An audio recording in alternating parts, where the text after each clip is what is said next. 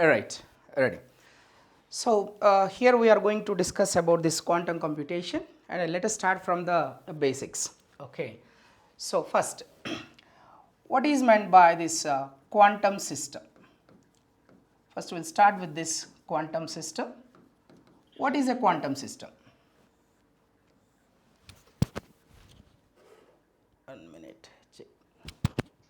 Yeah. So what is this quantum system? A quantum system means whose base states form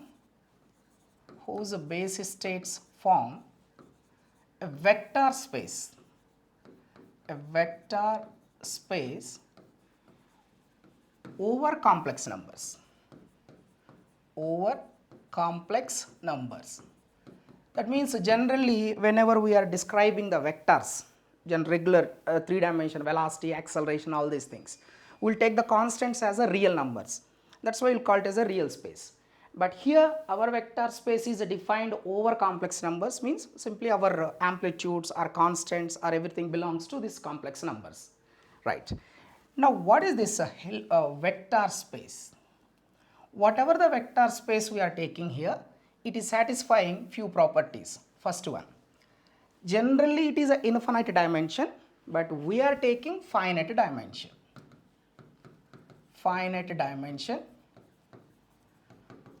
And whose inner product is defined, or scalar product is defined, inner product or scalar product, anything, scalar product is already defined like this.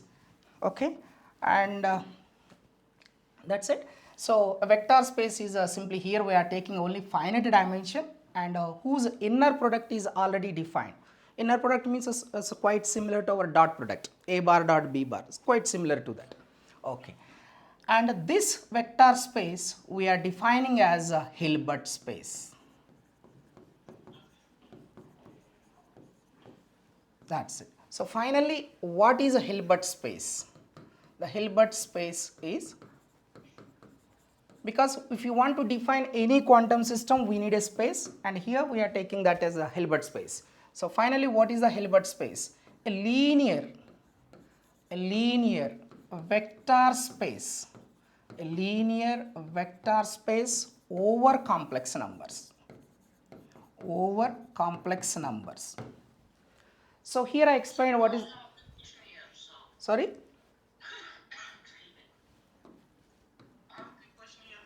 Yeah. How do we define linear in the sense like it is not a polynomial equation? Yeah, coming to that.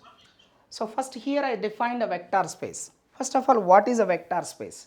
A vector space is a group under addition and satisfies the 4 properties under multiplication.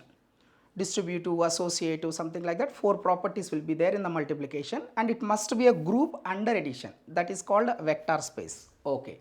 Next, what is this linear?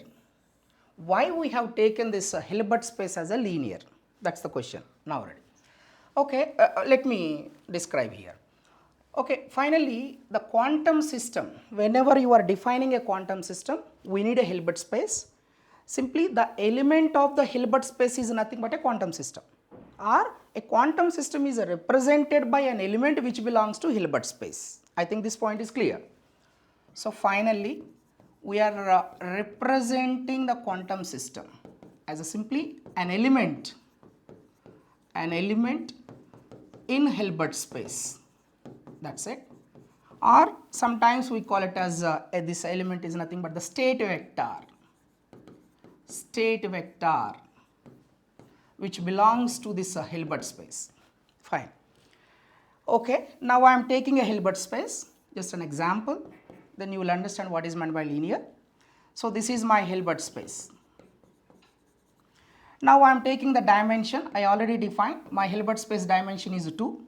Okay, so what is the meaning of a dimension is 2 means we have only 2 basis states, means this entire Hilbert space is spanned by 2 basis states, let us say phi 1 and phi 2. Now I have a quantum system in this space. So how to define this quantum system? Now this quantum system I am representing with a psi, of course. This psi is nothing but the linear combination of these two basis states, because this entire Hilbert space contains only these two bases. So whatever the system you are representing, you must go with either you must go with these two basis states only. So every quantum system is represented by a linear combination of basis states in the Hilbert space. This point is clear? So that's why I can write like this: C1 phi 1 plus C2 phi 2, and generally summation over I Ci phi I. And one most important thing, this C is belongs to this complex numbers. Now coming to this point, why Hilbert space is linear? What is the meaning of linear? Right, linear.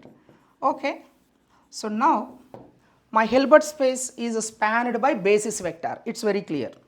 If any system, for example spin half system, it is spanned by two basis states, up and down. Okay, if you have a spin 1 particle, it is spanned by three basis states, that is spin 1, spin 0, spin minus 1, like that. Okay, so what is this linear? For example, I have three states here. Let us say psi 1, psi 2, psi 3. These are basis states. So what quantum system will do? It will go from one state to another state. Go from one state to another state means whenever you make a measurement, it will be available in any one of the states. For example, three chairs are there in the room. On which chair, which chair you will occupy? Any one of that. But electron, what it will do? It will take the linear combination of those three chairs. So it is going from one state to another state. That means once you make a measurement, it will be available in any one of the state. Any one of the state means what? It is making a transformation from one state to another state. Those transformations are linear transformations. Means if you operate any operator on phi 1, we will get some lambda phi 1. So these operators are linear operations. Linear operation. And this transformation is called linear transformation. And mathematically, how they will define the linear transformation means like this. For example, I have a linear operation A. It is operating mathematically A1 psi 1 plus A2 psi 2. Linear means operation on a combined system is nothing but sum of operations of individual systems. I repeat, operation on a combined system is equal to sum of operations of individual systems. So A1 A psi 1 plus A2 A psi 2. That's it. So this is the mathematical definition of a linear operation. Now please ask, sir. So, essentially what I had in mind was linear equations means generally from 3 blue, 1 brown and all that. I always had in mind that they cannot have polynomial equations. So they'll be usually x, y and not quadratic equations or polynomial equations. So that is what a kind of idea I had about linear systems. Okay. So here linear transformation means, for example, this is the eigenvalue equation. Earlier also you said, whatever the state we have, that will be expanded. That means that's the length is extended or contracted, something like that. So won't change. Yeah, that's it. That is called a linear transformation here.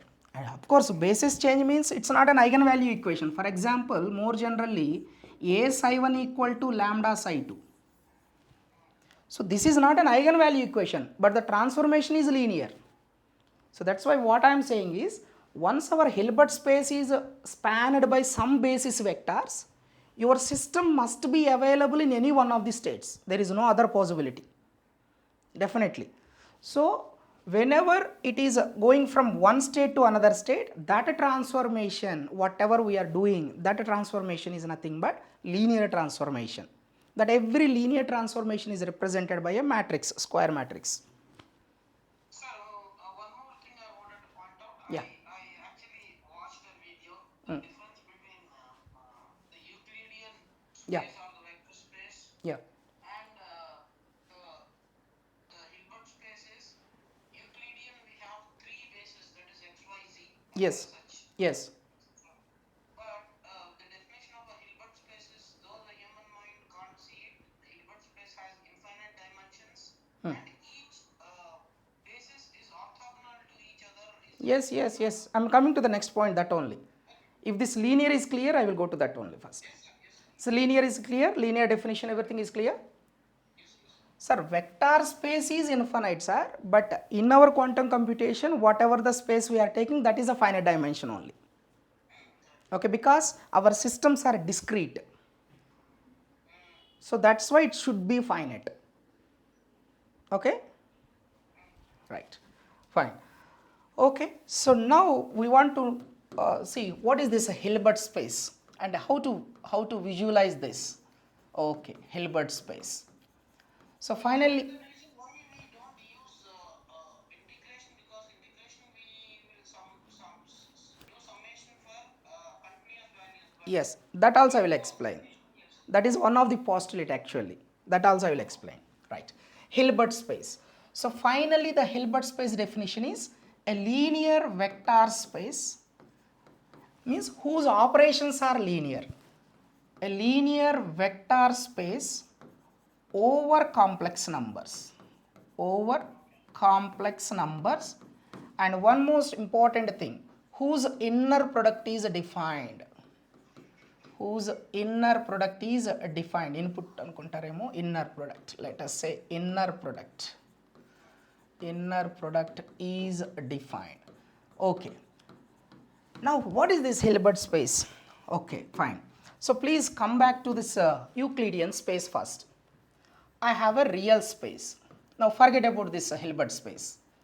I have a real space. This is the 3 dimension, no doubt. Why we said real space? All constants belongs to real numbers, right? Now here I have coordinate system. This is x, y and z. Now if you want to write a vector, let us say a bar. How we will write this vector? We will write this vector as a bar equal to ax I cap or x cap, anything you can take, plus ay j cap plus az k cap. You please write another vector. Let us say velocity vector. Velocity vector equal to 2i cap plus 3j cap plus 5k cap meter per second. I want to ask a question. Without ijk, can you write any vector in the real space? Not in 3D. Yeah, in 3D. Real space is 3D only. Can you write any vector without ijk? At least you should have a 0k if you are writing, even if you don't have, you have a point on the plane or a vector. You are talking about null vector. So you need to have a null vector at least in the z space. Anything, any one is required. Am I right? Yeah. That's why without ijk we can't write any vector. That's why ijk are called basis states. So that is the definition of basis. Without this we can't go back. I mean we can't write basis. That is the basis states. Right. Okay. Now come to this point. For example, you have a basis ijk. Let us see the properties. I dot I 1, j dot j 1, k dot k, this is also 1. I think you know this condition is called normalized. Normalized. And a complete overlap. Complete overlap. Next one, if you take I dot j or j dot k or k dot I.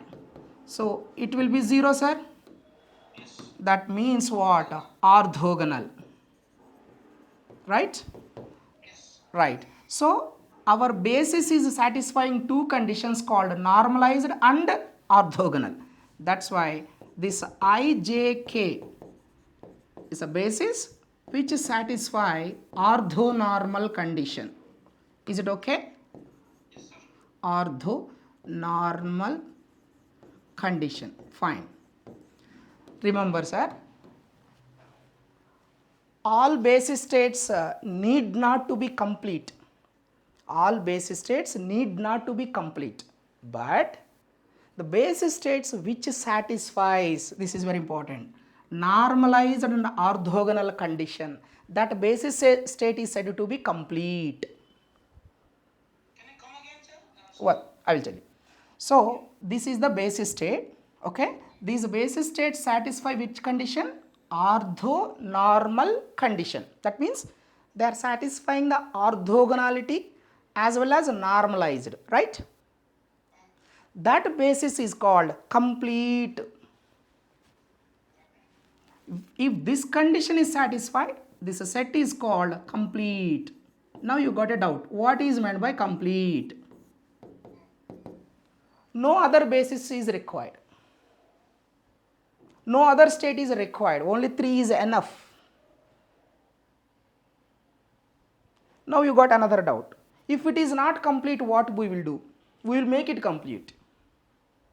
How we will make it complete? By using Gram-Schmidt orthogonalization process. Whenever we have some state vectors, if they are not a complete set, we can make them into a complete set by using orthogonalization process. That we will discuss later. Okay? So first come to this point. Whenever these two conditions are satisfied, then only the basis is said to be complete. Is it okay? Because this is quite related to our quantum. That's what I'm saying. Is there any, please tell me, any doubt? No, sir. Right. Okay. Now come to the Hilbert space. I'm taking the analogy between this Hilbert space and our real space because this is very well known and these are the properties we have seen. And if these two conditions satisfied, that set is called complete. Fine, everything is nice. Now Hilbert space. Okay, so now I am in the Hilbert space. Let us say this is spanned by 3 basis states. Let us say psi 1, psi 2, psi 3, just like IJK. So my basis state, my Hilbert space contains psi 1, psi 2, psi 3 like this. Now if you want to write any system, quantum system, this is my quantum system. If you want to represent the quantum system, just compare. Any vector is a linear combination of I cap, j cap and k cap. Similarly, any quantum system is a linear combination of these basis states. That is C1 psi 1 plus C2 psi 2 plus C3 psi 3. Okay, right. Now come to this point. Your basis states already given. That is here what are the basis states? Psi 1, psi 2, psi 3. Now tell me what condition they must satisfy. They should be normalized and they should be orthogonal. That's it. So that means I think I can write it as integral psi I star psi j d tau equal to delta ij Kronecker delta. This is called Kronecker delta. What is it? Okay, so d tau, sir, is it? Yeah, d tau means volume, sir, space. Integration over volume. So three dimensions. 3 dimension. Generally 3 dimension. If you are talking about 1 dimension, we'll write it dx. That's it. Triple integration. Yes, actually 3 will be there. This is the integration over volume. So this is equal to delta ij. This is called Kronecker delta. Kronecker sorry, Kronecker delta something, and I hope this you know. This is I equal to j, its value is 1. If I is not equal to j, its value is 0. In the Dirac notation, we can write, because we won't use any integration notations here. So this is the bra vector psi I, ket vector psi j equal to nothing but delta ij. Actually, this is the integral form and this is the Dirac form. Fine. So finally, we got this is the inner product, which is equal to delta ij. Actually, this is called inner product. This is what we define: a linear vector space over complex number whose inner product is defined. That's it. For good. Okay. Finally, I mean this is satisfying both orthogonal as well as, yes. If both orthogonal and normalizer condition is satisfied, then that set is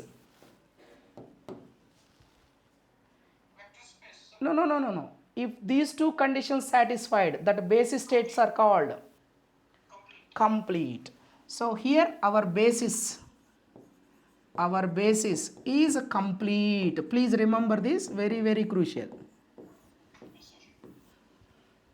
Because what we think in algebra, I mean quantum mechanics mathematically, any wave function, if you want to start, you have to use this completeness rule. That starts from the completeness rule actually. That completeness rule I will explain. Now please see, sir. This is the Hilbert space and I defined the three bases and whose inner product is defined, that is the delta ij. So it is satisfying both orthogonal and normalized. That's why this basis state is said to be complete. Is it okay, sir? Yes, yes. Right. Okay, fine. No, when you wrote an integral psi I star, that means say it is a Complex conjugate. Complex conjugate will go to bra vector, normal will go to ket vector. okay, sir. All right. Shall I explain that Dirac notation? No, I'm good, sir. Okay, fine. Right. Okay, then psi is normalized and all these things. Okay, right. So fine. What we understand, the wave function or a quantum system is represented by state vector which belongs to Hilbert space. Now coming to this, generally we will say psi is normalized. What is the meaning of psi is normalized?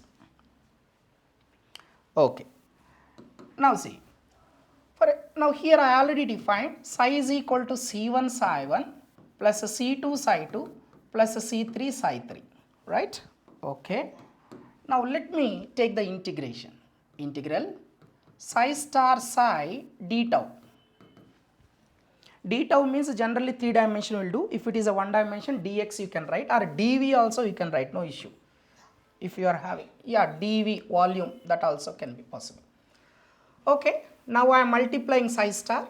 So integral C1 star psi 1 star plus C2 star psi 2 star plus C3 psi 3 star. Okay, and here C1 psi 1 plus C2 psi 2 plus C3 psi 3 into d tau or dv, whatever it is.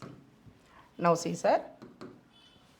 So this is nothing but constants will be out, that is a C1 mod square integral psi 1 star psi 1 d tau plus C2 mod square integral psi 2 star psi 2 d tau plus C3 mod square integral psi 3 star psi 3 d tau.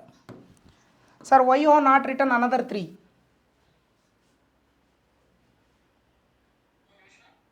We have written only this product psi 1 psi 1. We have not written psi 1 psi 2. Oh, okay. So fundamentally, because they are orthogonal, it is going to be. That's it. So this is equal to 1, this is 1, this is also 1. Remaining things are 0. So finally what we get, integral psi star psi dv equal to how much we got? Mod c1 square plus mod c2 square plus mod c3 square. Is it okay, sir? Yes. Right. Now come to the point, what is meant by psi normalized? This is the question. Divided by square root of all these three sums. Then it will be 1. That is normalization. That's it. So if this value equal to 1, then we will say psi is normalized.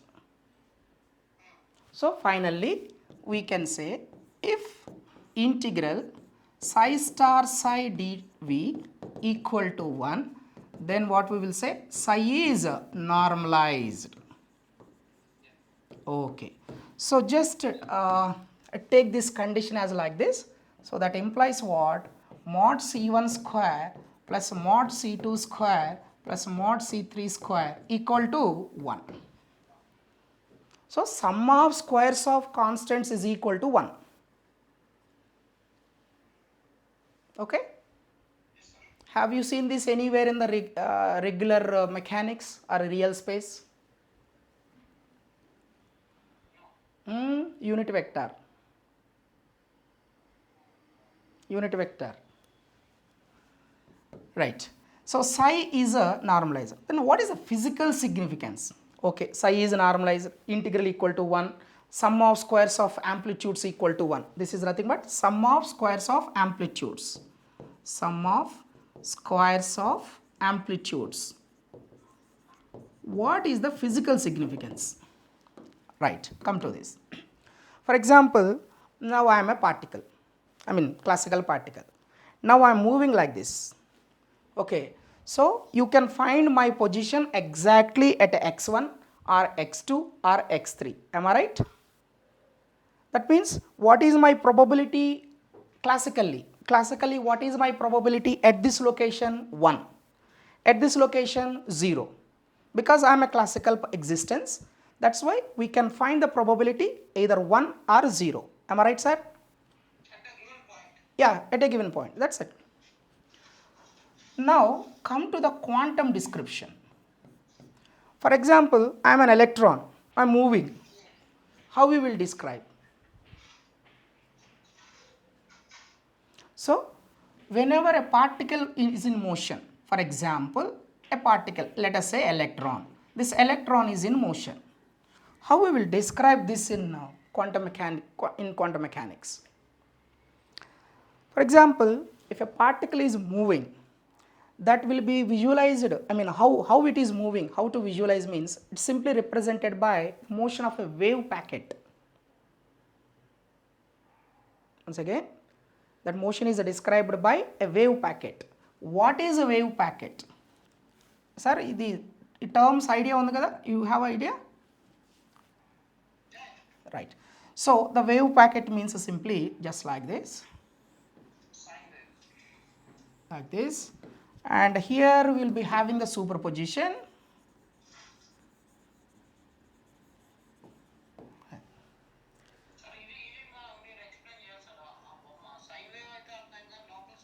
నేను చెప్తాను. I will explain. Right. If you want to know completely, first we have to go to de Broglie. That is a 1927, I think, Nobel Prize. De Broglie hypothesis. Let us discuss briefly about that. Shall we? Right. So for example, this is the particle. Now if you throw like this, then what will happen? It will move like a projectile. Why it is moving like a projectile? Because this is having only particle nature, right? So, and what de Broglie proposed, light is having both particle and wave nature. Light, that means light, which is having a wave nature as well as a particle nature. How do you confirm means, wave nature is confirmed by the diffraction experiment, something like that. Okay, so it is having both wave nature as well as a particle nature. This entire nature contains only two things. One is the radiation, another is the matter. So nature loves symmetry. Actually his thesis based on that, nature loves symmetry. Okay, so if light is having a dual nature, why don't this matter is having a dual nature? So then he proposed this matter also should have, and he of course he derived, matter also should have dual nature, both I mean a particle nature as well as a wave nature.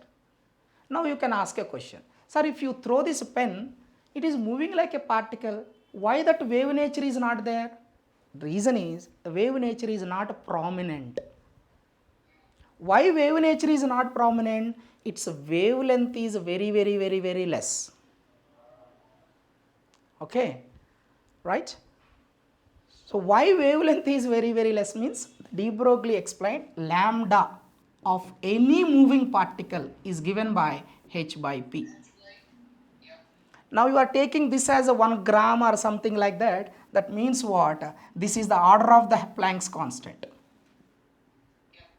But if you take the electron mass is a 10 to the power of minus 31. So this is a 10 to the power of minus 34, almost cancel, and we are getting a significant wavelength. This is the reason why the human being is passing through door, why he can't be diffracted. An electron is passing through the slit, will be diffracted. Why we are also moving through slit? Why we are not diffracting? The reason is that the slit width, it is not in our order. That is one of the reason. And the next one is we are not having a wave nature prominence. We have only particle nature. We are having prominent in particle nature. That's one of the reason. Sorry? Yeah. Yes, sir. Lambda is equal to h by p, that h by mv. Okay, fine. So now what de Broglie suggested, okay, if a particle is moving, actually it is not a single wave. It is a group of matter waves which are superimposed. I repeat. For example, now I am moving. I am a quantum particle. If I am moving, you are not a single wave. You are made up of with so many matter waves which are superimposed each other constructively where the particle is present, destructively where the particle is absent. So he completely described the vision, I mean how to visualize the motion of a particle in quantum mechanics. So if a particle is moving, you just visualize it as a wave packet. Wave packet is nothing but superposition of so many waves constructively where the particle is present, destructively where the particle is absent. For example, if I am an electron, I am moving like this. Why you are able to see me here with more probability? Constructive interference. Why we are seeing here with less probability? Destructive interference. That's it. So this is the meaning actually. One second. I wanted to share something with you, but earlier I could not. I'll just share with you. It might make it easy for you and useful for you too. One second. College में मेरे हमको हाँ.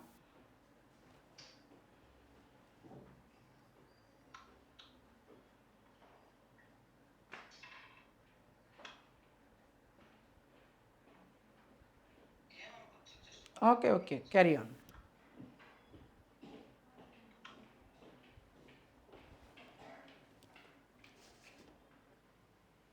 Right. Okay, so fine. We are discussing what is meant by normalized. So for that we are representing the motion of a quantum particle by using a wave packet. So this is called a wave packet. Okay, that is superposition of so many group of waves constructively interfere where the particle is present, destructively interfere where the particle is absent. So if you take this region 1, I can say the probability is a P1. In this region, that is a probability P2. In this region, probability P3, let us say. Because the particle may exist between any two nodes. Any two nodes. At a node, it's not possible. Amplitude is equal to 0. That's why whenever if you are searching, I mean if you are finding, if you want to try find a quantum particle, it will be available between any two of the nodes. Is it clear? So I have taken these probabilities. If you add all these probabilities, it should be 1. So it should exist somewhere. That is called normalized. Generally normalized wave function will say. What is the meaning of normalized? Total probability of finding the particle in the space is 1. For example, I have a 1D box. An electron is moving in a 1D box.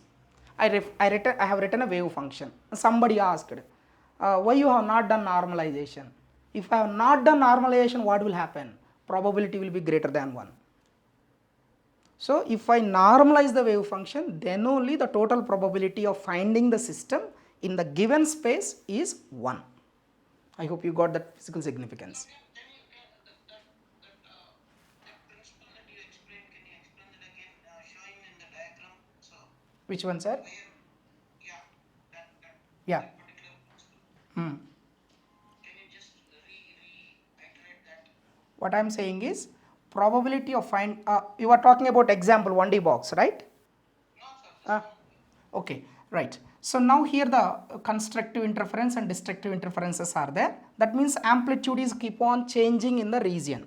So finally what I am saying is the probability in this region is P1, in this region is P2, in this region is P3. So definitely particle must be available between any two nodes,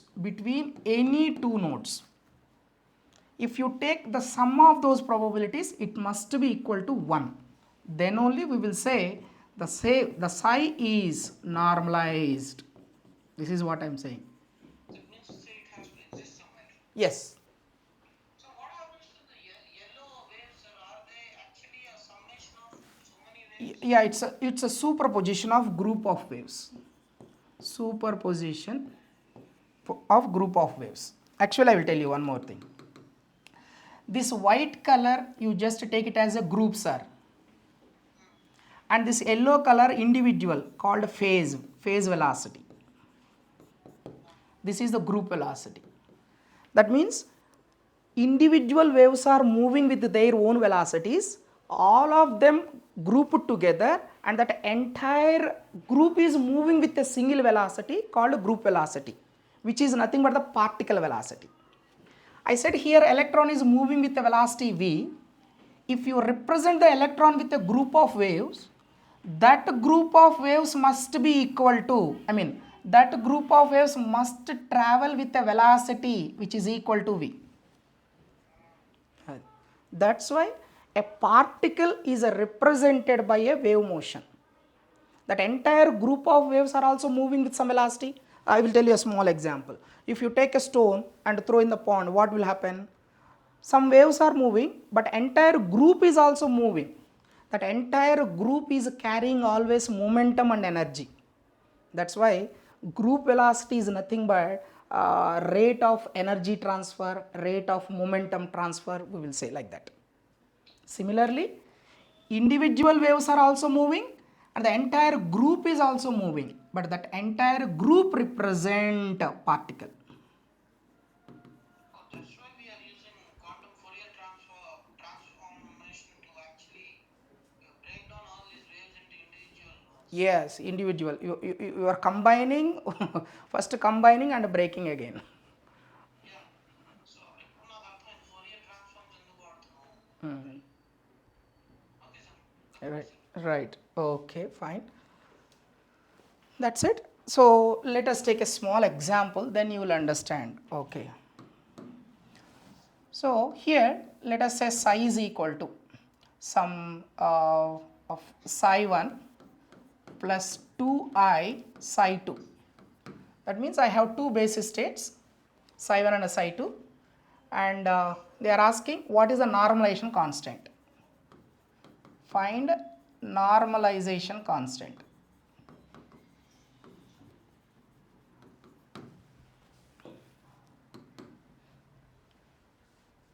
The condition is this one.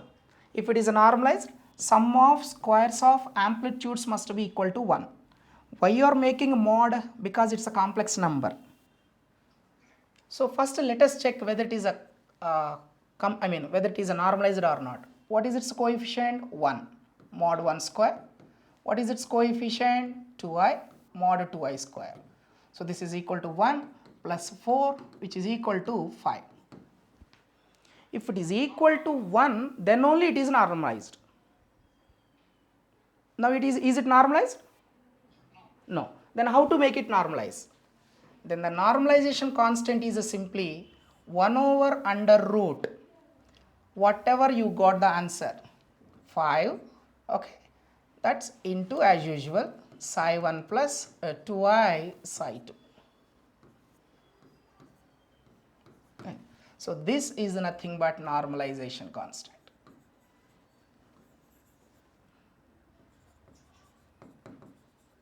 This is very important, sir. This is a concept I could not get. In the projection measurement too, we'll come back to this again. Okay. Right. Now is it clear, sir? So, దాన్ని 1 square plus 2i square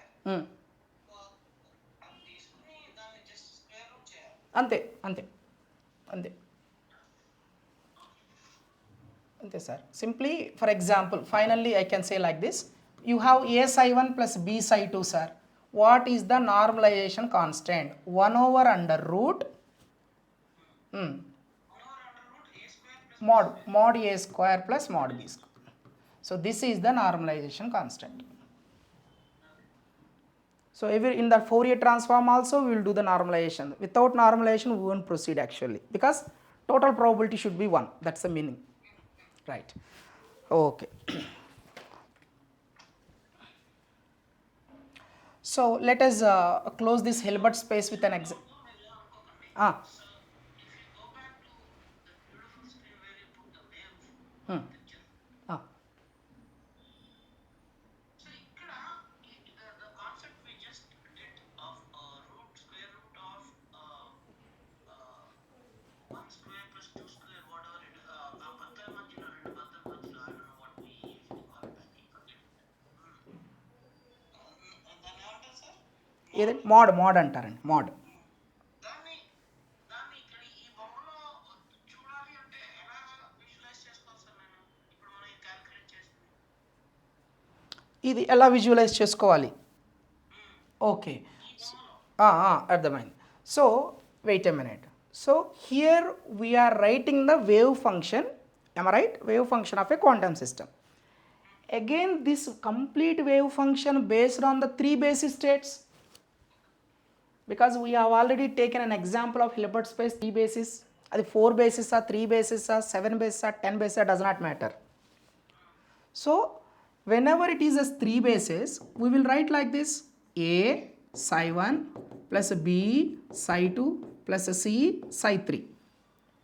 This is the amplitude of psi 1, this is the amplitude of psi 2, this is the amplitude of psi 3.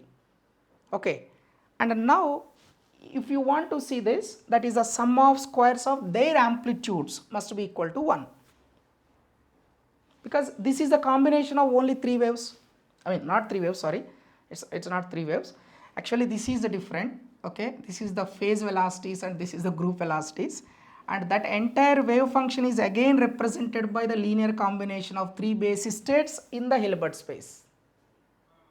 Okay. I was just trying to relate the amplitude అన్నప్పుడు a psi 1 We can't relate, sir. Actually the problem is this group and phase velocity is completely different, because infinite number of waves are there. For example, if you take this matter is moving, means infinite number of waves will superimpose. So I don't know, that means constructively wherever the particle present. For example, it is here constructive and here destructive, like that. Now I will take one example to make this, and close this Hilbert space. So now we are in the Hilbert space final conclusion, right? So what is this? Now I am taking electron. First let us write the basis states for electron. The basis states of electron is represented by spin bases s comma ms. The electron spin is half, sir, and ms takes values from minus s to plus s. In your chemistry also I think you know all these things.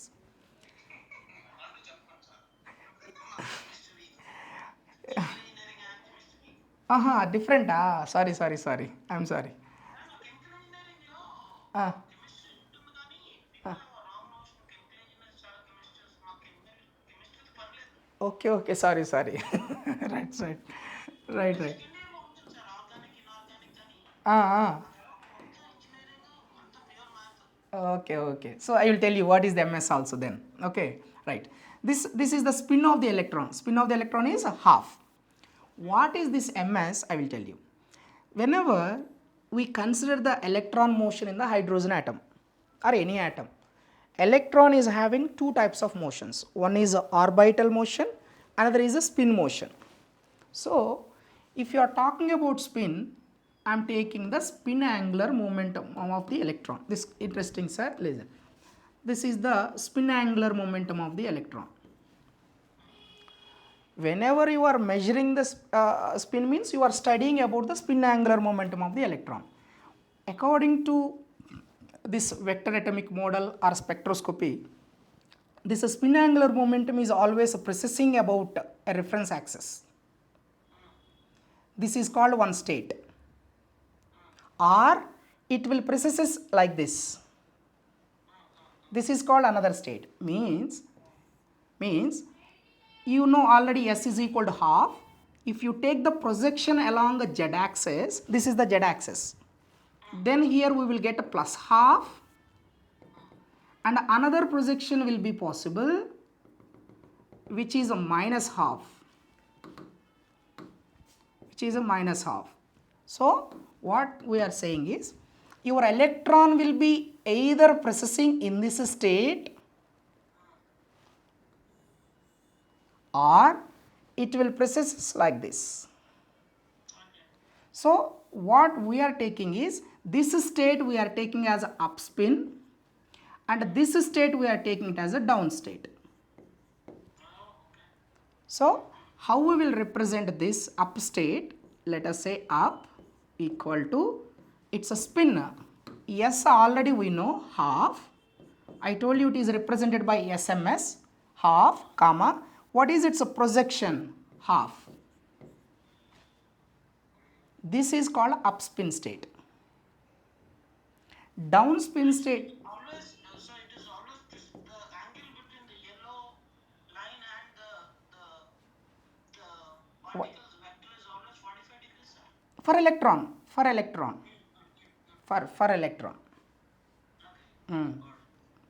For electron, that too spin motion. So అది ఇలా తిరుగుతుంటుంది మన విష్ణు చక్రం లాగా accepted with an angle. అంతే. So spin angular momentum means it is the spin angular momentum precesses about z axis. అది. అంటే it is like in the washing machine అది తిరుగుతున్నప్పుడు ఓకే, పుల్ల పెట్టామంటే అది ఎలా తిరుగుతుంది. ఇట్లా రొటేట్ అవుతుంది. ఓకే. అంటే మధ్యలో నుంచి పుల్ల పెట్టి డ్రమ్ కడిగే పెట్టాం అనుకోండి, going around but with an angle. Yes, with a particular angle, it depends upon its speed, right? Yes Okay. ఏదో పిచ్ ఎగ్జాంపుల్స్ చేసుకుంటే కానీ ఒక్కోసారి imagination. So down state is represented by half comma minus half. According to quantum mechanics, according to spectroscopy, the electron spin states are these. Yes, MS. If you want to, They are spinning on their own axis, అలా కాదు. no. Generally this is wrong actually. They are not spinning like that. Actually spin angular momentum is precessing about z axis. It is not like earth rotating on its own. మీకు one more example just for clarity I will tell you please. ఇప్పుడు for example you have taken hydrogen atom. So this is the nucleus. Here we have electron. Now just now I said electron is having orbital motion. Now you please let us suppose this electron is moving in the p state. Let us suppose. Okay, p state. P state means L equal to 1. S L equal to 0, P L equal to 1, D L equal to 2, F L equal to 3. Am I right, sir? Now how you will visualize this? This is orbital motion, that's why it is having orbital angular momentum. So quite similar to this, what this electron is doing, So same reference z-axis, and here we have orbital angular momentum vector L bar. This time it is having a projections. ML takes values always from minus L to plus L. That's why plus 1, 0, minus 1. So one projection plus 1, one projection 0, another projection minus 1. So finally it precesses either in this orientation or in this orientation or in this orientation. Now if you combine this,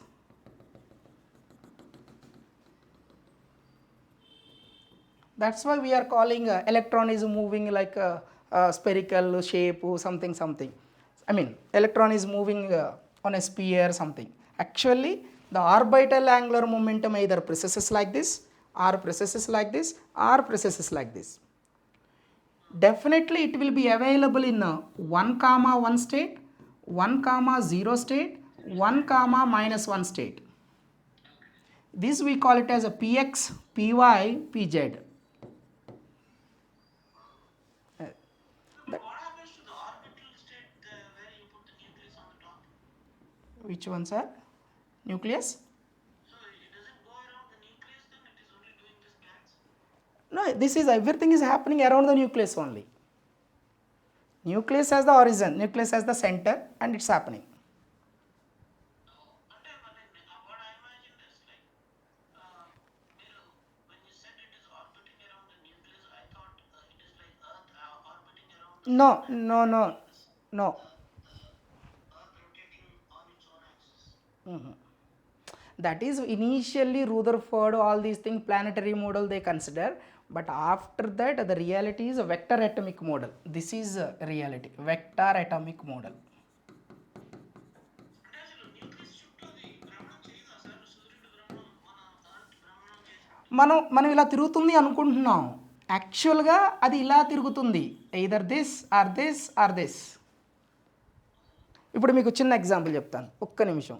మీరు అడిగారు కదా, ఒక్క 1 minute please hold on. Yes, understand. I used to discuss with the students also this one. For example, wait a minute. ఏంటండి? ఇప్పుడు for example, ఇప్పుడు మీ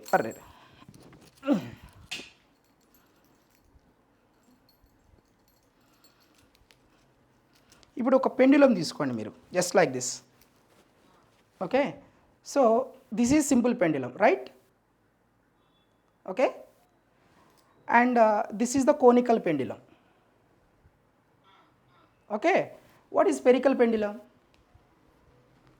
Spherical pendulum, what they are saying is a particle or a body moving on a sphere. Actually it is not moving on a sphere. Now see, మీరు conical pendulum అంటే like this you have taken, right? Just combine conical pendulum and simple pendulum. Means once again, simple pendulum theta is changing, right sir? And conical pendulum here phi is changing, it's moving in a circle. Combine both, means theta, phi, another theta, phi, another theta, phi, another theta, phi, another theta, phi. If you combine all these things, you will get a sphere. Fundamentally మీకు చెప్పినా sir, నేనంటే మీరు ఎలా చెప్తున్నారంటే మనకి pencil చెక్కినప్పుడు ఒకటి వస్తుంది, Okay. Pencil చెక్కినప్పుడు ఒకటి వస్తుంది. Okay. That is exactly what you are trying to say. అది ఇలా రొటేట్ అవుతూ వస్తుంది, అది చెప్తున్నాను నేను. ఓకే, అంటే మీరు అంటే మీరు అలా విజువలైజ్ చేసుకుంటున్నారు. ఓకే. అంటే నేను అనేది ఏంటంటే అది స్పియర్గా కాదు, ఈ స్టేట్లో రొటేట్ అవుతుంది, లేదా ఇక్కడ ఉండొచ్చు, లేదా ఇక్కడ ఉండొచ్చు. If you want to try to find it where it is, it will collapsed. As long as you are not finding, it's moving like this only. But once you try to measurement చేయకపోతే, once you try to make a measurement, it will collapse to one of the state. It is like actually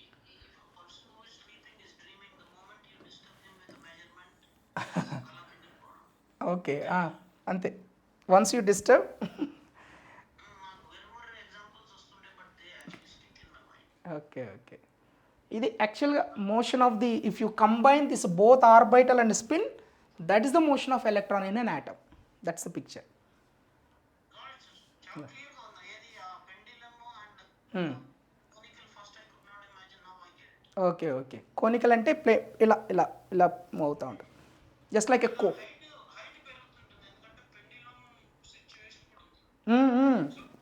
ఆ height change అవుతూ ఉంటుంది so that's why you are trying to say that it will form a sphere. Both conical and simple pendulum combine right right అది max out ఇక్కడ అవుతుంది zero దగ్గర. ఏంటంటే yes exactly exactly so here the diameter is the highest and then it will go on decreasing. yes yes yes this is a root under root 2 maximum under root 2 but here radius is not root 2 because this is under root L into L plus 1 sir Okay. root 2 right that's it. Right. Okay. Now, so we defined already what is the Hilbert space and what is the example, everything we have given. Now, let us move to the next one. The next part, inner product and outer product. Inner product and outer product. Right. So what is this inner product and outer product? Okay. So we have already defined a Hilbert space. Now I am assuming, let us suppose U and V are the two basis states or two state vectors belongs to the Hilbert space. Now let us define the first one, inner product. So inner product is what? It's a simply scalar product. So why it is called a scalar product means it's a product belongs to, product become a number which belongs to complex number. This is scalar belongs to the complex number. That's it. So how to define this? Ready sir? Generally everybody will write the expression inner product formula, but I won't explain like that. I will explain in a different way. See. Now for example, you are here. This is your initial state. Your electron is here or your particle is here. Now I am trying to, I send a torch light, I focus a torch light and I am trying to find the electron where it is. Okay. So what it will do, it will absorb that light, okay, and it will go to the another state. Am I right? Because simple logic. For example, you have a hydrogen atom. Hydrogen atom ground state energy is minus 13.6. Now I send some energy to detect the electron or to send some light. Then what electron will do? Electron will absorb the energy. Once it gain the more energy than the required to stay in that state, why it will stay there? It will go to some other state. So finally what is happening? The sending light, striking, bombarding, all these things we call it as a measurement. So what you are doing here, you are making a measurement on the system. And what it is doing, once you have done a measurement, it is going to the another system. Another state, sorry. It is going to the another state. Higher energy level. High energy level, yes. Or if it lose the energy, it will come to the lower energy level. So anything is possible. I told you already, in a Hilbert space, whatever we are having, all the transformations, I told you already, it will go from one state to another state. So those transformations are linear, something like that. Okay, so it is coming to these two states. Okay, fine. Now, okay, so initially it is in the psi initial, and once you make a measurement, it is in the psi final. Now my question is, what is the probability of finding that particle to come to this state if I make a measurement on this state? I repeat, because here everything is talking about the wave functions, that's why we have to talk about the probabilities. Now it is going from initial to final.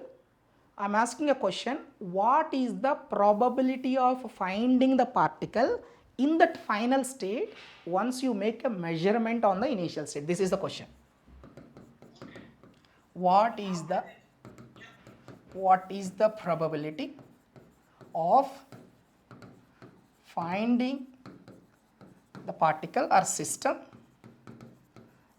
in final state after making a measurement on initial state? It is because you have given it energy in the final state, it will be 1, sir. On initial state, it will be 0. No. The answer is inner product. So inner product significance is that only. What inner product is giving? Inner product we will talk. Okay, we will take two vectors and we will multiply. What inner product is giving? Inner product is telling you probability amplitude. Probability amplitude of what? Probability amplitude of finding the system in the final state once you make a measurement on the initial state. So this is represented by the inner product, I mean ket notation, bracket notation, final, okay, and you make a measurement on initial. We make a measurement on initial and we got the system in the psi final. That's why yesterday also I said, sir, ket is operating, phi is the final state. This is what I said. Generally ఏంటంటే we will operate on initial and we will get this. In your unitary transformations also, this is our initial state and you operate it and you are getting final. I hope now you understand why we will write ket here, why we will write bra here. Got it. And what we are finding here, inner product. I mean inner product means after operation, after operation means you will operate on this, after that we will multiply that and this. That is different, that will come back later again you will get confusion. Okay, fine. So inner product means probability amplitude. This is nothing but probability amplitude. So inner product significance is probability amplitude, sir. Is it clear? But my mind is not accepting the fact that why probability is not 1 when you have given it energy and you are measuring on phi I, it should be 0 on phi I and it should be 1 on vertical, sir. There are so many other things now.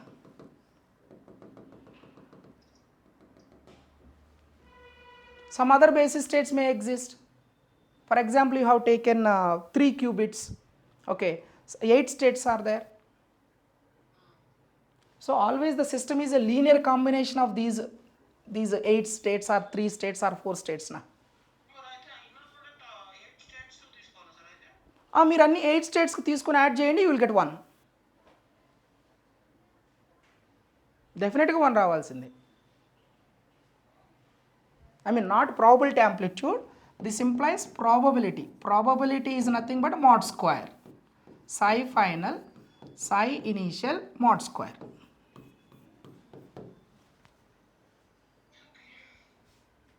So for example, can we plug in some numbers to check for this inner product, sir, to answer the question?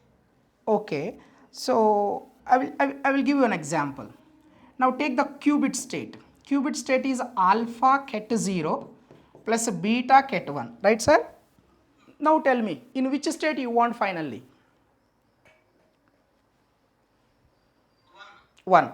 Then what we will do is, we will take this psi and we will make the inner product with 1. Sorry, you have taken 1. Your final state is 1. This is my initial state. This is the superposition state, my initial state. Now you make a measurement and it is available in the ket 1, right? Now I am finding probability amplitude of finding the system in ket1 after making a measurement on psi. Then ket1 alpha ket0 plus beta ket1. Now it is alpha out, bra1 ket0, beta out, bra1 ket1. So finally these two are orthogonal states 0, this is equal to beta. Now what is the probability amplitude of getting the state 1? Beta. What is the probability? Probability is nothing but beta square, mod beta square. That's why in the textbooks they will write mod alpha square plus mod beta square equal to 1. Beautiful sir. ఇది sir మళ్ళీ ఒక్కసారి మనం ఇది పైనుంచి వద్దాం sir. Question అని రాశారే అక్కడి నుంచి. Right, fine. Now, no problem. Now here we are discussing what is the significance of inner product. Inner product is nothing but a scalar. That means the scalar belongs to complex number. Now let us take a small thing. Now let us suppose my system is in the initial state. Let us say psi initial. Now you are making a measurement. What is the meaning of making a measurement? You will send a bombarding particle or you will send a light. That's nothing but a measurement. Okay. Once that light or anything is energy absorbed, definitely it will go to some other state. Definitely no, sometimes it will go to some other state. So what we are questioning is, once you make a measurement, system is changing from one state to another state. So what is the probability of finding in a particular state if I make a measurement on the initial state? నాకు ఒకటి అర్థం కాదు sir. ఇది ఈ ఫార్ములాలో ప్రతి వాళ్ళు చెప్తారు. Why should I make a measurement on the initial state? Why can't I measure it in the final state? Final state we don't know now. Probabilistic na wave function we don't know. It may or may not na. So that's why Grover's also what he did is he kept all the states in the remaining, and he kept the target in the one separately, and just keep on doing the iterations. The amplitude of target is increasing, this amplitude is decreasing, that's it. So finally we got this output. We know what is the target and we are searching. That is the searching algorithm now. So like that, if you find the amplitude, we will know the probability of finding that,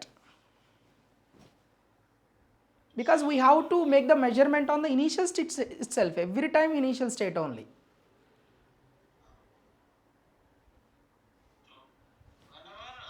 Whenever they say in the textbook we make a measurement, essentially you are saying we are going to measure the initial state. Sir, whenever you have taken quantum circuit, you started with which state, sir? Psi initial. You have taken first all zeros. Okay. So then if you two zeros are there, we are writing psi initial. My psi initial is 0, 0. After that you made a measurement of Hilbert. It is giving superposition. Something like that. Just I am giving an example.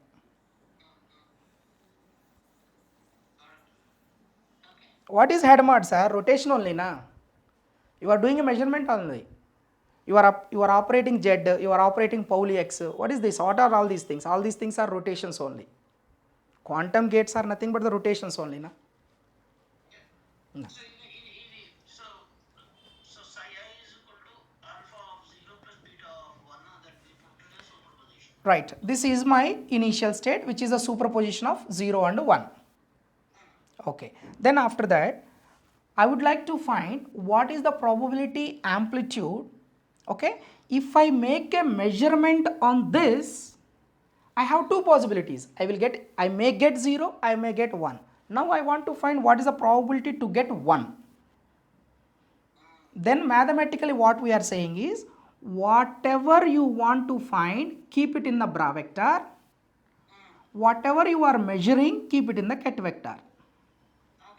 This is our target. and this is our initial. Whatever you are getting, that is the probability amplitude, and if you make it square, that's the probability. So ఇక్కడ బ్రాలో 1 పెట్టేసి దాని state I put it in alpha of 0 plus beta of 1 Yes. and then I do individual math where alpha is a constant so I'll get that guy out and then I మీకు కావాలనుకుంటే ఒకసారి జీరోతో చేసుకోండి, just రఫ్లో, అంటే confidence కావాలనుకుంటే just జీరోతో చేయండి. Probability, చేస్తాను sir probability, probability amplitude to get 0. So probability, the words have to be careful. Probability amplitude. Yes. Probability amplitude of getting 0 when measured when psi I is measured. Yes. Right. So what you're saying is get bra 0 inner product alpha of 0 plus beta of 1. Now what I can do is I plug alpha and I can put 0 plus beta of raw 0 and get 1.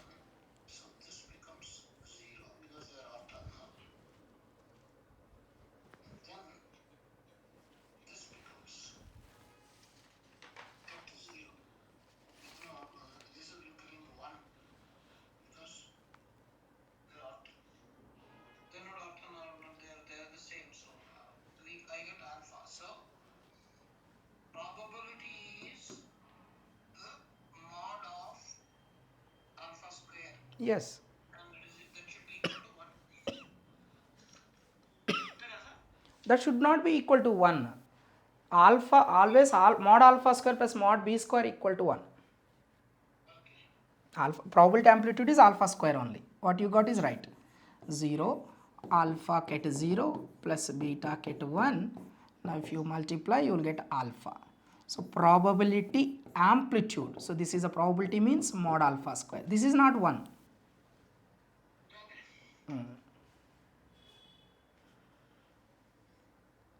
But once you make a classical measurement, then it will be 1. It will be collapsed to the state. Classical measurement is different from this measurement, sir? Definitely. Finally, we have taken 8-state superposition. Once we given a classical measurement in the circuit, what we are getting only one state. 110 also. అంతే, ఇంక remaining అన్ని collapse అవుతాయి కదా. Right. So that's it. Finally, inner product significance is simply the probability amplitude. Inner product represent probability amplitude of finding the system in final state after making a measurement on initial state. Clear? Right. The probability of, probability amplitude of Probability amplitude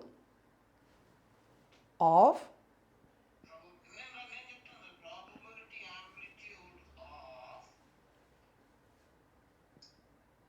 final state when measurement is made on the initial state. Made on the initial state.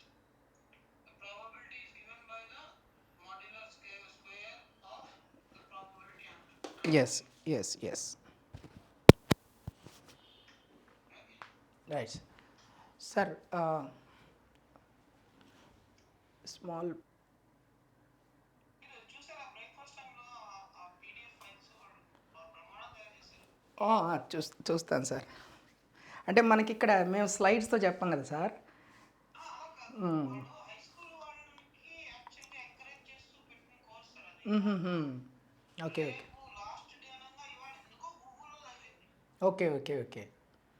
అదే basics, complete basics, what is the wave function and how to visualise all these things given. I will check it. ఇందాక మీరు చెప్పిన ఎగ్జాంపుల్తో నాకు గుర్తొచ్చింది. మనకి wave length ఉంటుంది కానీ it is Not prominent. Hmm. No, that itself, that black constant itself is 10 to the power of minus 36. So you're dividing it with your own p, which is your mass into the velocity. Hmm. Hmm. So అప్పుడు ఇంకా అది అసలు నీకు కనిపించే క్వశ్చనే లేదు అంటున్నా. అదే. No. Right, sir. Shall we start? Yes, yes, please. Right. So here we are discussing this inner product. So it's very clear that is it's simply probability amplitude. The significance is it's a probability amplitude. That's it. Okay. Now let us take an example, then we will get clarity. So take a small example. So here I have this psi 1, okay. So this is 1, 2, 3i, okay. So now I would like to find the inner product, that is psi 1, just an example I am doing, okay. So like this, or else we can take another one more let us take 1, 1, 2, is it okay? Right. So this is the psi 1, psi 2, two eigenstates, I mean two states we have taken. The inner product is asking to find, sorry, okay.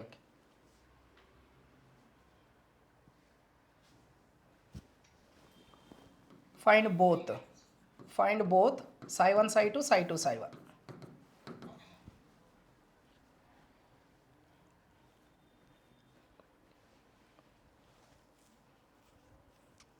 Conjugate తీసుకోబట్టి minus 3 minus 6i minus 6i.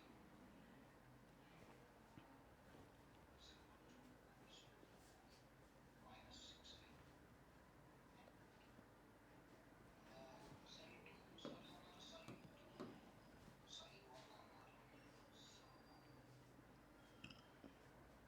psi 1 అన్నారు. Okay, psi 1.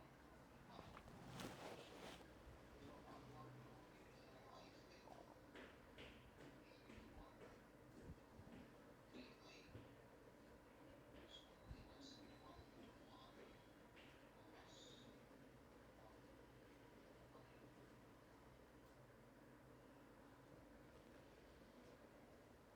So minus 1 into 1 plus 1 plus 6i. Double that is 1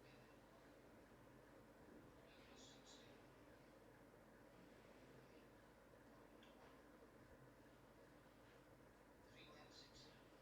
So first is 3 minus 6i and the second one is 3 plus 6i, sir. Yes, 3 minus 6i and next one is 3 plus 6i, correct, because both are complex conjugates, Correct, sir. right. Okay, fine. And let us a small note. For example, if the inner product psi 1, psi 2 equal to 0. So what is the meaning of that? Psi 1 and psi 2 are orthogonal. That's it. We know already, orthogonal. Right. So this is about inner product. Now shall we move to the outer product, sir? Yes, sir. Right. Outer product. So what is this outer product? Actually this is very crucial, sir. Outer product is very important. We'll explain clearly what is this outer product. Okay, now here again I am defining the two vectors ket u and ket v, which belongs to the Hilbert space. So whatever the algebra we are doing, everything belongs to the Hilbert space, right. Now the outer product is defined as what? So the outer product is defined as like this. That means this is the ket and this is the, sorry, this is the ket and bra. So product of ket and bra. Earlier one, this is the product of bra and ket, and here the product of ket and bra. So this is called outer product. What is the significance? I will tell you, sir. So before going to start that, let me take a small example. Okay, now earlier we have taken psi 1 equal to, the same example we are taking. So we got psi 1 equal to 1, 2, 3i, and psi 2 we have taken, I think it is 1, 1, 2. So once again I am asking, okay, Let us find this outer product. Outer product. So here this is outer product. What we are finding is psi 1 into psi 2. Can you do this? The same vectors I have taken, but now I am finding the outer product. Significance I will tell you. Just Okay, so psi 1 is the ket psi 1. 1.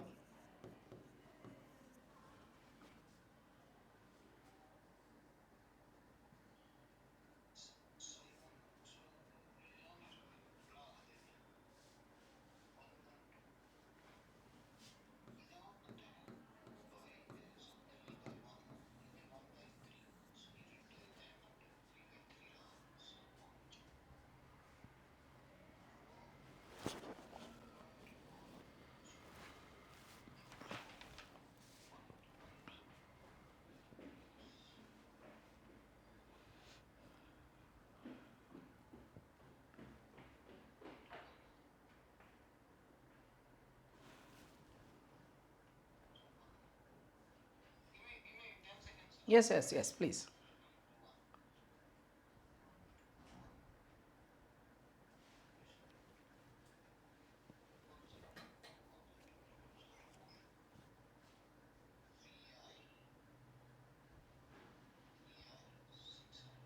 Sir, would it be a 3 by 3 matrix? Ye- yes.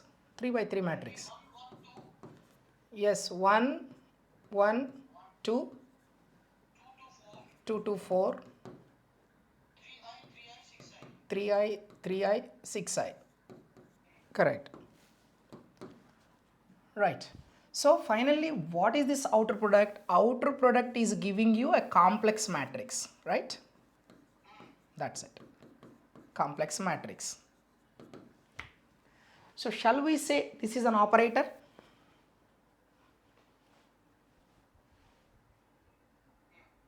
Shall we say it is an operator? Okay, so right. So for example, yeah, this is nothing but the outer product is always an operator. Outer product, we will take it as operator. Okay, sir. Now see, now one word's careful. Let I am taking the outer product of same state. Same state means UU. This is called projection operator. Actually, outer product is defined for any two ket vectors. If you take same ket vector, psi, psi 1, psi 1, psi 2, psi 2, UU, this is called projection operator.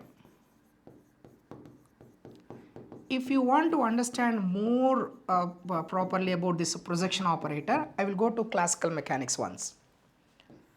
Ready, sir? So, for example, come to the real space. So, here I have Euclidean space. This is x and y and z, okay? Now, sir, I have a vector, sir. This is a bar. Okay, so now could you please tell me along this y axis we have y cap and here x cap and here z cap. If I ask what is the component of a bar along y cap, what you will say, sir? What is the component? Okay, I will write like this. Ax x cap plus ay y cap plus az z cap. What is the component of a bar along x axis? Cos theta, sir. So, No, ax only. That coefficient whatever we are taking, that is called component only, ax. Okay, what is the component of a along y axis? Ay only. Now I am taking the component of a along y axis as ay. Is it okay? There is one more word for this, projection. If you take a vector and project along x-axis, it will overlap this much only. I hope you are observing. This much overlap only will be there because, for example, this is the y-axis. Okay, now this is your vector. So how much overlap will be there on y-axis means what? You will project the vector along y-axis, right? Yes, sir. Just like shadow. అదే ఆ torchlight example best sir అట్లా ఏదండి? అలా వాడు ఒక website లో torchlight example ఇచ్చాడు beautiful గా. సో నీకు లైట్ ఎక్కడ పడుతుంది, ఎక్కడ దాకా పడుతుంది, షాడో అంతే, ఎక్కడ షాడో పడుతుంది. Shadow. That is the projection. Yes. Actually, if we stand like this, we'll get the shadow here now on the floor. That is nothing but projection. Projection on that plane. Projection on that plane. I mean, projection on the y-axis, projection on the y-axis. Here we have considered AY. That's why this is the projection of A along y-axis. Is it okay? Okay. Wait. Now from here I will get back to this, okay? Because this is very well known. So AY is called projection of A bar along y cap. Clear, sir? Right. Now I want to ask one more question. Can you please define the only vector, the vector along y-axis? Can you please tell me what is the vector along y-axis only? Okay. A cap. Y cap. That means I don't want other things. I want only y-axis. AY. Unit vector అదే కదా sir అది. Sorry. Unit vector along y axis. Ante. That's it. Correct. Now wait a minute. Ready, sir? So you have taken only along y-axis. That's why AY y cap. Clear? Yes. Could you please rewrite this AY in terms of A bar? I want to get AY from A. What shall I do? Dot product. Dot product with X cap, or dot product with Y cap, or dot product with Z cap?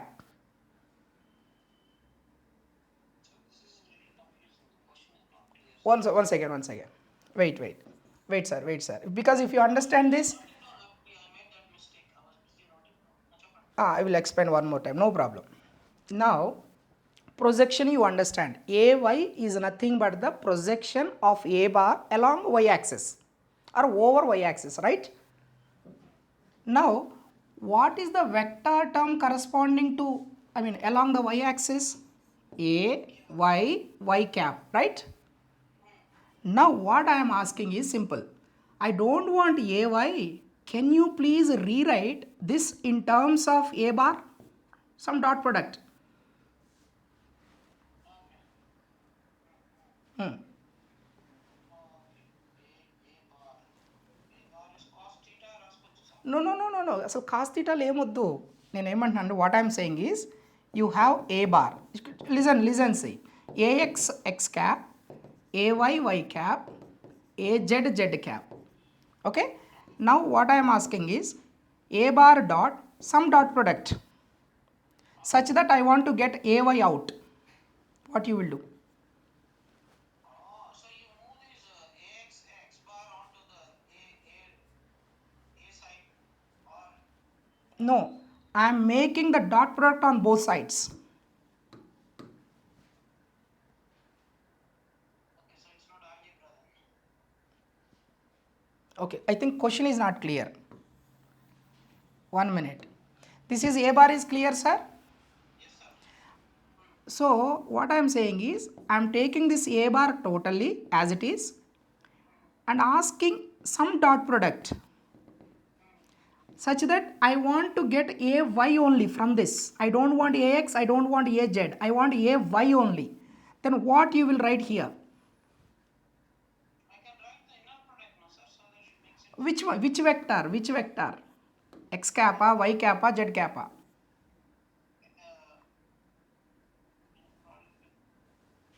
X. No. Okay, I will explain. No problem. అంటే zero అయిపోతుంది sir నేను చెప్పింది అయిపోతుంది. Right. So now you have A bar, sir. AX x cap plus AY y cap plus AZ z cap.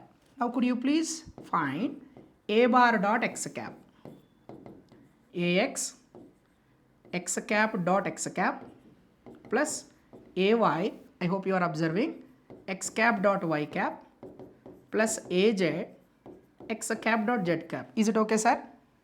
Yes, sir. Now, so x dot y, x dot z 0. Then what you remain, sir? AX. So A bar dot x cap is nothing but AX. Am I right? So if you want x component, take that vector, make the dot product with corresponding unit vector.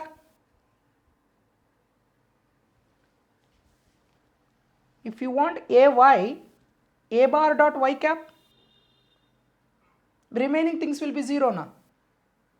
Yeah, so the remaining things are 0 because x cap and y cap are orthogonal and they become. Yes, yes, exactly, exactly. So are we getting an inner product here, sir, again?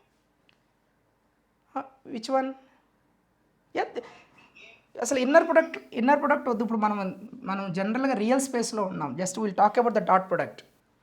Okay okay so మీకు ay x cap y cap 0 ఎలా అయిపోయాయి sir అయితే? ఏదండి ఇదా? X dot వైయా? X cap dot y cap. X y cos theta, theta is 90. నేను ఇక్కడ first మీకు ఈ హిల్బర్ట్ స్పేస్ చెప్పేటప్పుడు while I'm explaining Hilbert space, I explain one point, see here. Normalized and orthogonal. Okay. Again, inner product లో తీసుకున్నాను. Okay, I got it, sir. Dot product is nothing but inner product. In real space, whatever the dot product we are doing, they are the inner product. And analogous, analogy. Okay. Got it, sir. Right.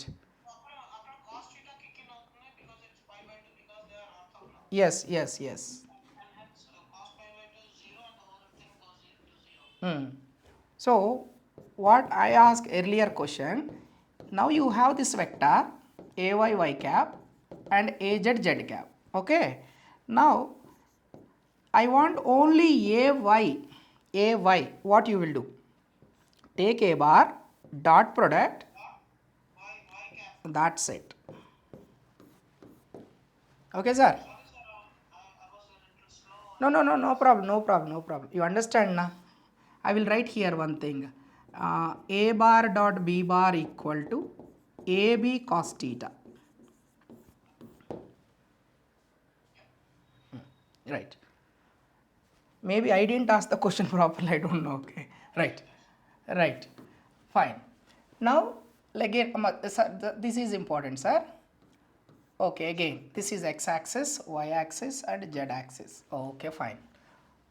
Now, okay, forget about these three, only take two. This is x-axis and this is y. Now I have a vector. Now what I am asking is, I think you know what is the projection. What is the projection here? Ax. Yes. So the unit vector along x-axis is x cap. Unit vector along y-axis is y cap. This component is ay. That's why you are writing a bar as component x cap plus component along y cap. Am I right? Yes, sir. Now please take only one thing. That means either this or this. I am assuming ax x cap. Is it okay? Yes. Now please tell me, how can you rewrite this in the a bar form? Just now we discussed a bar dot, X cap. that's it, into x cap. So this expression is clear? Now this we call it as projection of a bar over x cap. Am I right? Right? Now come to quantum. So this concept is clear? Yes, sir. I'm Right. just trying to get my head around it. So ax x cap, oh, that is this projection, so that is in yellow, is equal to a bar into x cap with dot product, dot inner product. Projection is always inner product.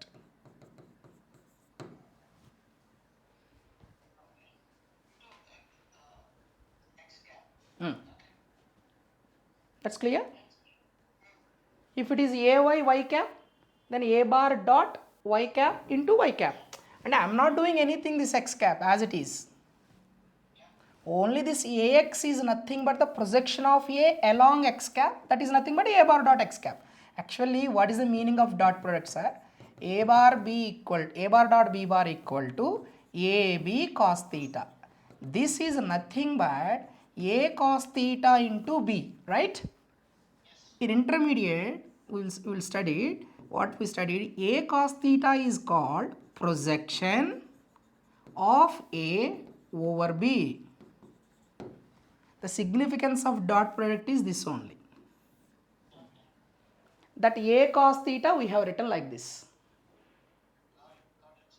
If it is a unit vector, A, B, cos theta. B is a unit vector. That's why A cos theta. Right.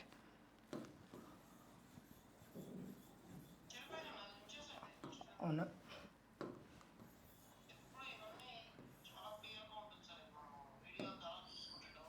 Okay okay right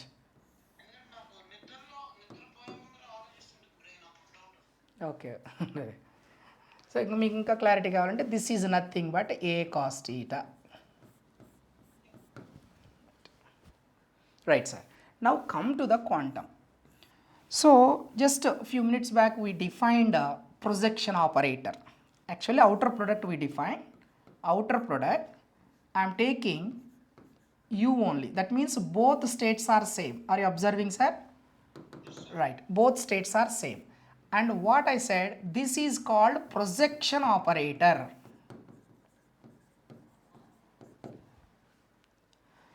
What is the duty of operator in quantum mechanics? It will do some operation, that's it. What this operator is doing, you know, for example, you have given a vector, okay, that will project, this will project that vector in its own basis.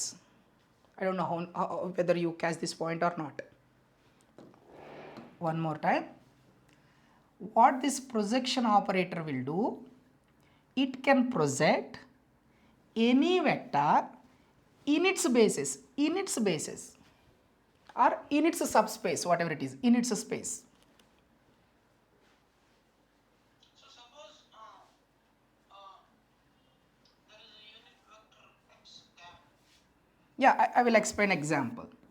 I'm basically used to I cap, j cap, k cap, sir. Mm. Not worry. I need to expand my brain. So మీరేమంటున్నారంటే if there is a vector, ఇప్పుడు దీన్ని ఒకసారి x కింద represent చేస్తారా yellow line? Yellow line. No, this yellow line. In the yellow line. Okay. X cap. So there is a on the x cap line there is a small vector. Yes. Okay. Which is 0.5 times of x cap. Right. 0.5 x cap, another y cap కూడా ఉంటుందిగా. Oh yeah. But our interest is x cap. Yes. So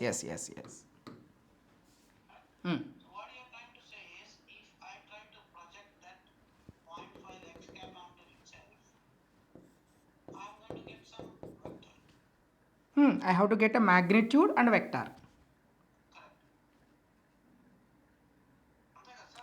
అంతే correct, exactly correct. What we are finding is we want 0.5 x cap. So Line magnitude కావాలంటే magnitude కావాలి, direction we know already. That operation we need an operator in quantum mechanics. Who will do that operation? Who will tell us this magnitude? That is the projection operator. So can I do a projection operator? Yeah, sure. Yes, wait. Now I am going to verify what this operation and here, right. Okay, now I have a vector, sir, u. So I have taken another vector v. So this is like our a bar. Now I am projecting. So this must be, here I told you, this is nothing but inner product. Am I right? So this is nothing but inner product of u and v. So if you want to get a vector in this direction, you will write it as constant, direction is u. So what we have done is, we operated something on v, some operator operates on v, we got this. I repeat, some operator I don't know, operating on v, I want to get a projection, but I know what is a projection. Now who will do this? I mean, which operator will do this? That's it. Now I am defining O cap as outer product. Okay. Now let us take this and operate, sir. Outer product. You are operating on V. Now this is as it is ket U. I will write in the another color. This is as it is ket U. But here if you see carefully, there is a product. I hope you got it. This is nothing but some constant into u. What you have taken v. Now this v is projected into the subspace or projected in the space of u. Yes, yes, yes, yes. So what I want, sorry? చేద్దాం numerical కూడా చేద్దాం చేద్దాం no problem. ఇది క్లియరా sir definition? Right. అంటే just compare whenever you got what is the projection operator means what we have done in the classical mechanics, same thing but we are representing that measurement or that process as an operator. That's it. Yes, sir. That operator is nothing but a projection operator. So projection operator basically its duty is it project any vector into or onto ఏదో into onto the subspace onto subspace of another vector.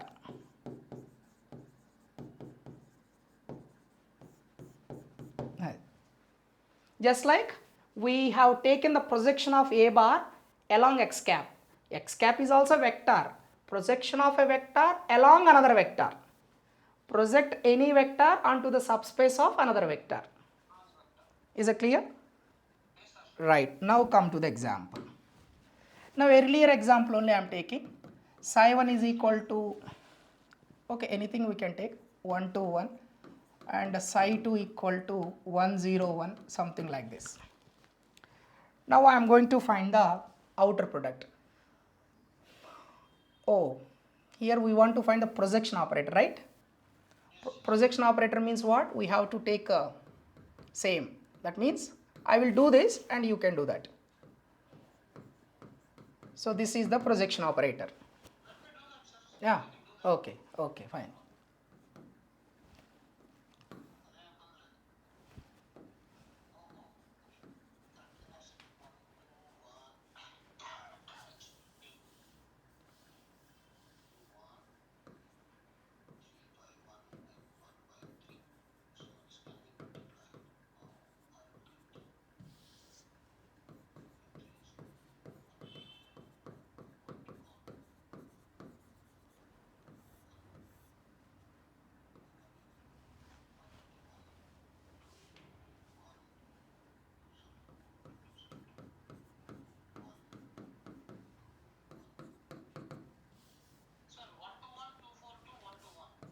Okay, so let me do it fast. 1 to 1 and this is a 1 to 1. So this is a 1 to 1. and 2, 4, 2 and 1, 2, 1. Right, that's it. So what you are saying is this is the projection operator which will project any vector into its subspace. Am I right? Okay. Now, sir, see this one. P1. I have represented as a P1. Right. Now, I am going to operate this projection operator on psi 2. That means I am projecting psi 2 into the subspace of psi 1. Is it clear?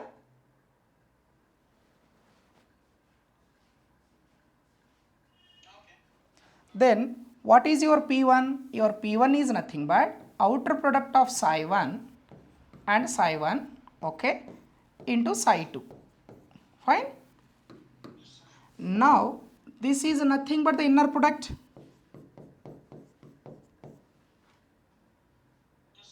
This one is as it is. Now what is this inner product? The inner product of this psi 1, psi 2.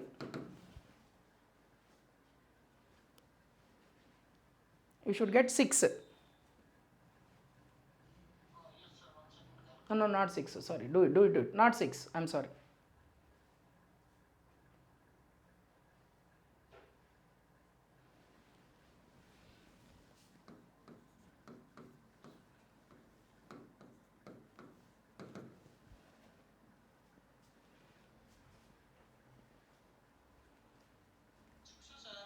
సిక్సేనా? కాదు 101 కదా. మీరు inner product of సై 1 సై 2 చేయాలి.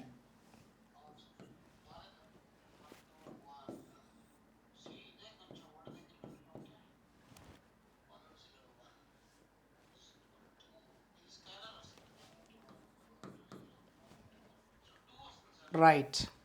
So this is a 2 ket psi 1. So what happened?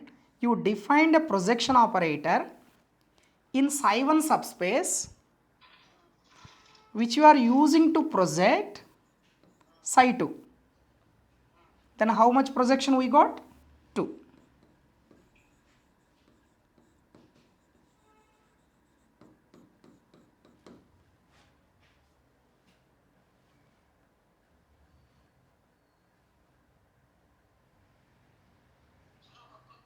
Yeah, please. So projection operator మనం P1 we calculated it for psi 1. Hmm. Okay? Hmm. And then we are saying we are operating the projector on psi 2. Hmm. Correct? Yeah, because its duty is to project any other vector. It will project any other vector into this subspace because you define the projection operator with psi 1. Sir ఒక చిన్న బొమ్మ గీస్తారా right side కొంచెం? Okay.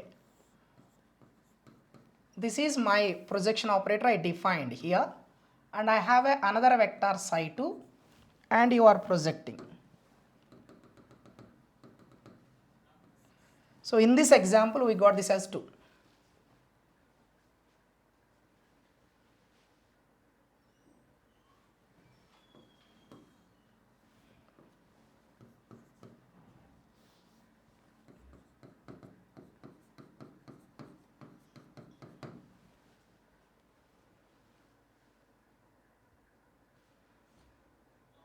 So 2 times psi 1 వస్తుంది. Yes, yes. అక్కడ రాసినట్టు sir కొంచెం 2 times psi 1 కెట్ అప్పుడు beautiful ఉంటుంది. జస్ట్ ఒక arrow వేసి psi 1 Sorry, psi 2. P1 operates on psi 2. That means we taken the projection of psi 2 along this. So then we got 2 times psi 1. Is it okay, sir? పైన రాయగలరా sir ఒకసారి? ఎక్కడ? దానిపైన psi 2 ఆ arrow ఉందా దానిపైన P operating on Yeah, why not? P operating on psi 2. P1. P1 operating on psi 2. That's the measurement. That measurement is represented by this operator. I think the human brain కి అర్థం కాదు కానీ mathematically it is correct sir. కానీ మీరు P1 psi 2 అని అంటున్నాం కానీ P1 is actually an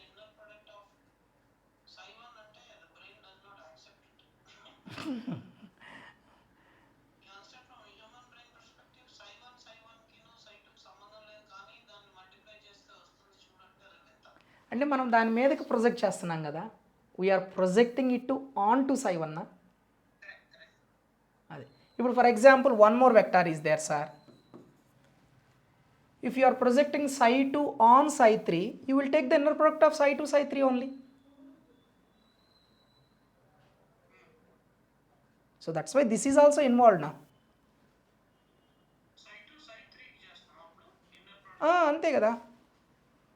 You are projecting psi 2 onto psi 3. That means in the subspace of psi 3. That means you are projecting psi 2 on psi 3.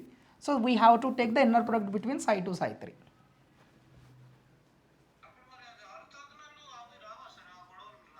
వస్తాయి అంటే ఇక్కడ మనం డయాగ్రామ్లో draw చేస్తున్నాం కానీ ఆర్థోగనల్. క్వాంటమ్ మెకానిక్స్లో orthogonality means no overlapping, no overlapping like that.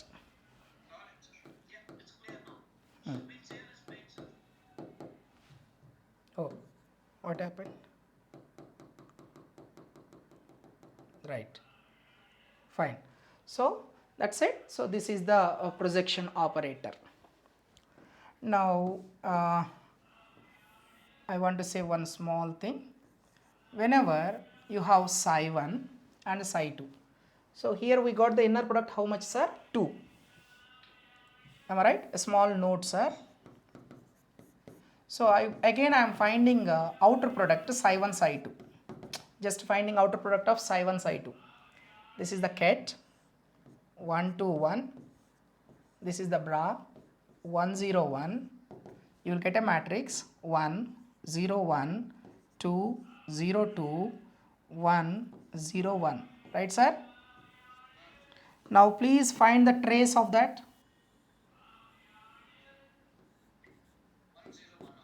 Trace ante sum of diagonal elements. Wait a minute. Trace means sigma summation over I lambda I means sum of diagonal elements. Sum of diagonal elements. Now please add this 1 plus 0 plus 1. How much sir? Must be equal.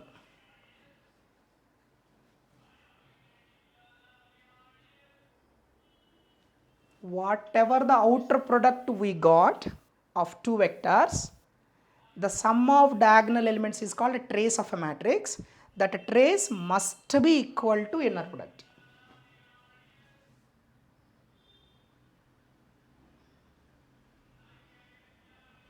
Outer product is a matrix whose sum of diagonal elements is nothing but inner product. Not understand sir? What is the use of this, sir? Yeah, it will be useful actually. I will tell you. Can we just do the sigma ఏది ఇక్కడ I double I ఇచ్చారు. Double I అంటే ఏంటంటే matrix element కదా sir. 1 1 2 2 3 3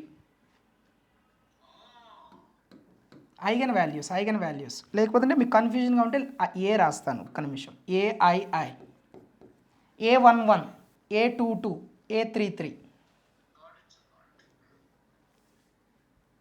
ఒకసారి లేకపోతే అక్కడ for example A22 A11 రాయండి sir. Okay. A11 is 1, A22 is 0, A33 is 1. Is it okay sir? Yes sir. Right. మర్చిపోతాం. Okay. చూడంగానే మళ్ళీ మనం Okay. So finally trace of outer product equal to trace of outer product equal to inner product.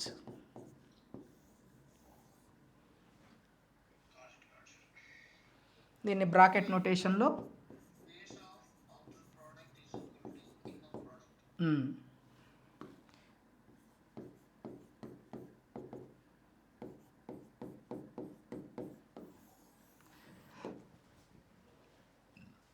Trace of outer product వస్తుంది ఎందుకంటే because it's a matrix. Inner product is scalar. But trace of outer product will also be a scalar, which is a sum of that sigma I which is nothing but A11, A22, yes yes ఇక్కడ మీరు ఇంతకుముందు while you are finding the inner product I said 6 answer. ఇక్కడికి రండి sir, come to this. So psi 1 inner product you have done, right? Sorry, outer product you have done.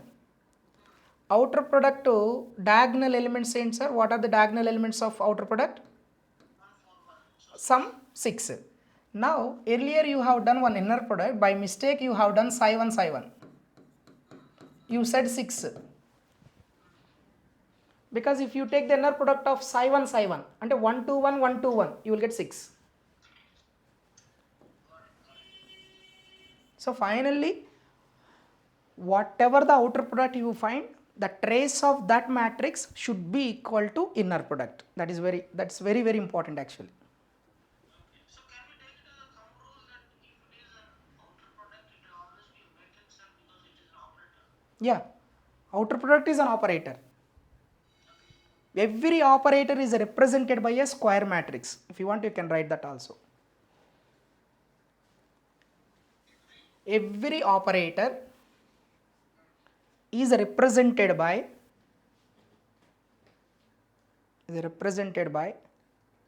a Hermitian matrix,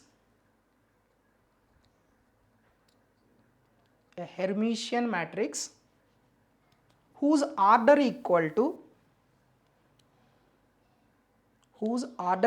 to dimension of the Hilbert space.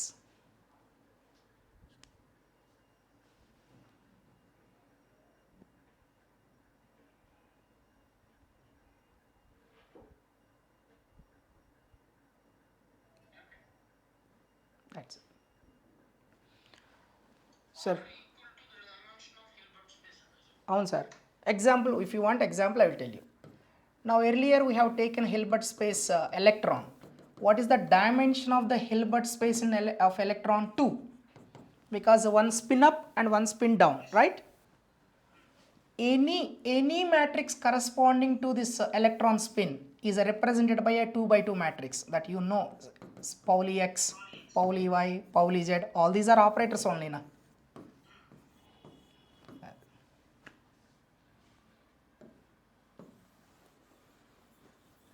So that's it sir, this is the basic up to inner product and outer product. We'll stop here, and tomorrow we will see that outer product, how to make a measurement by using outer product. If you understand this outer product concept, then only you will understand measurement, then only you will understand density operator. Right sir? So is upload chains or not? Just then, sure. And the other thing is, I don't know these PDFs that I mentioned to you where I started my life. Okay. In quantum computing. Quantum mechanics, you started with quantum mechanics. Yeah, so I can upload it to you, but your Gmail will get flooded again. Okay. Quantum mechanics, అంటే quantum mechanics, I mean, wait.